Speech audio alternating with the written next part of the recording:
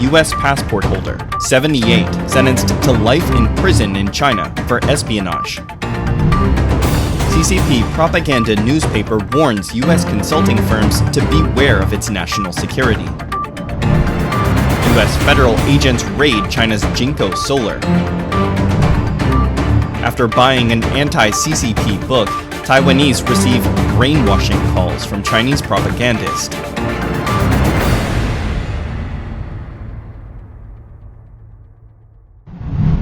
The Chinese Communist Party has sentenced a Hong Konger who is also a legal U.S. citizen to life in prison on espionage charges. While announcing the ruling on May 15th, China has yet to provide much information about the case, which was filled with ambiguous charges and accusations. What can be known about the person is his name, which the Associated Press reports as Zhang Xinguang Leung. He is now 78 and was arrested in Suzhou City, Jiangsu Province on April 15, 2021. According to RFI, the Suzhou Intermediate People's Court said he would be stripped of his political rights and 500,000 yuan, or over $71,000 of his personal property would be confiscated. Publication information shows Leung was president of a Chinese patriotic group in Texas, the U.S.-China Friendship Promotion Association. He was described as a patriotic overseas Chinese leader who promoted U.S.-China cultural exchanges.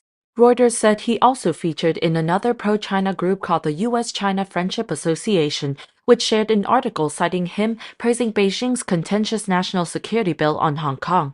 RFI noted that overseas Chinese leaders such as Leung tend to be prosecuted for acting as informants for the Chinese Communist Party. Such is the case announced by the U.S. Department of Justice on May 13th, which accused Li Tang Liang from Brighton, Massachusetts of collecting information about dissidents in Boston for Beijing. The DOJ said Liang is the co-founder and vice president of the New England Alliance for the Peaceful Unification of China, also a pro-China organization in the U.S. It's curious why Hong Kong resident Zhang Xinguang Leung, a person with a similar background such as Liang, would be prosecuted by the CCP itself. The Chinese Communist Party, or CCP's propaganda newspaper, has warned foreign consulting firms to beware of its laws on spying and national security, following CCP raids on noted U.S. consulting firms Capvision and Bain. In an editorial, the CCP-controlled People's Daily claimed a probe had found Capvision had projects from a large number of companies that are related to China's sensitive industries. The article claimed it was a fact that certain consulting firms intentionally select specialists from critical and sensitive industries to supply information to foreign institutions. It warned that Beijing had zero tolerance for this practice. The warning comes after CCP police recently raided Capvision, Bain, and Mintz's offices, questioning their employees and inspecting items. Experts warn that the raids on U.S. consulting firms have sent a warning signal across the business advisory industry, which could frighten away investors. Foreign businesses in China are concerned about increasing CCP exit bans and the new counter-espionage law, which prohibits the transfer of any national security-related information and broadens the definition of spying. Nicholas Burns, the U.S. ambassador to China, said that the U.S. had expressed concern over the CCP's recent actions against some American businesses operating in the country. Burns said these actions are punitive and create a hostile environment for foreign investment.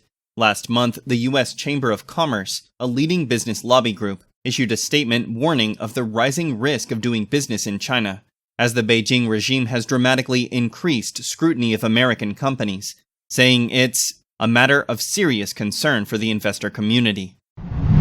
On May 8th, the U.S. Department of Homeland Security raided a factory and sales office of China's Jinko Solar Holdings Company Limited, one of the world's largest solar panel manufacturers in the world. Local media News4Jax reported on May 9th that its Sky 4 drone flew over Jinko Solar on the afternoon of May 8th, showing agents from Homeland Security and the FBI outside. U.S. Customs and Border Protection and local law enforcement were also at the Florida raid scene. Mike Mieres, spokesman for DHS Homeland Security investigations, the search warrants in Jacksonville and San Francisco are part of an ongoing federal investigation, but declined to provide further information about the reason for the search warrant and the nature of the investigation. A company spokesperson stated that Jinko Solar is committed to ethical standards and compliance with the laws and regulations of the countries in which the company conducts business. The raid comes as solar panels sourced from China are under intense scrutiny. On April 26, the House Rules Committee voted in favor of a bill to repeal the emergency measure to protect some Chinese-made solar panels from being subject to U.S. tariffs. The Biden administration issued this rule in June 2022 to waive tariffs on solar panels from Thailand, Cambodia, Vietnam, and Malaysia for 24 months. However, a Commerce Department investigation has found that Chinese solar manufacturers are evading U.S. tariffs by moving their production across the Southeast Asian countries. Although Jinko Solar is in Malaysia and supplies the U.S. with modules from its Southeast Asian facility, the Commerce Department's investigation found that Jinko's activities in Malaysia do not evade taxes. Last year, Jinko Solar was on a list of Chinese manufacturers whose solar equipment shipments were seized by U.S. Customs under the Uyghur Forced Labor Protection Act. President Joe Biden signed the UFLPA into law in December 2021. The ruling bans imports from China's Xinjiang region unless the importer can demonstrate that forced labor does not produce the products. Jinko's shares fell 8% on Tuesday after multiple local news outlets reported on the Florida raid. On May 10th, its shares rebounded slightly, rising 29 cents to $43.76 on the New York Stock Exchange in late afternoon trading. After purchasing the book If China Attacks from S-Light Bookstore in February, a Taiwanese woman named Yang Xinzu received calls from strangers promoting the CCP. According to Taiwan News, on May 13th, Yang said that afternoon she missed two strange calls. Then at 7 p.m., this number called her back. Yang wrote the voice was female, and from the beginning she spoke in a very diffident tone.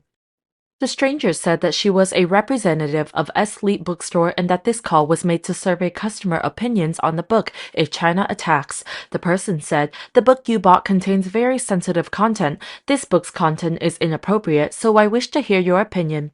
Yang wanted to record the call and asked the woman to call back. Then a strange man called Yang. The man claimed to be from S-Light Bookstore's marketing department. He said that China has strong military prowess. There is no way Taiwan will come out victorious. During the recorded conversation by Yang, the strange man repeatedly said that the U.S. won't help, Taiwanese soldiers are afraid of war, and Kuomintang is better. He also said that the unification of Taiwan is inevitable. Voting for the Democratic Progressive Party will result in unification by force, and voting for the KMT will result in peaceful unification and one country, two systems. Yang believes that the CCP propagandists this time may call to convince readers not to believe in things written in books denouncing the CCP, such as If China Attacks. They may call them in the future to speak well for the propaganda books of China's regime, and in this way, gradually, they will brainwash the Taiwanese.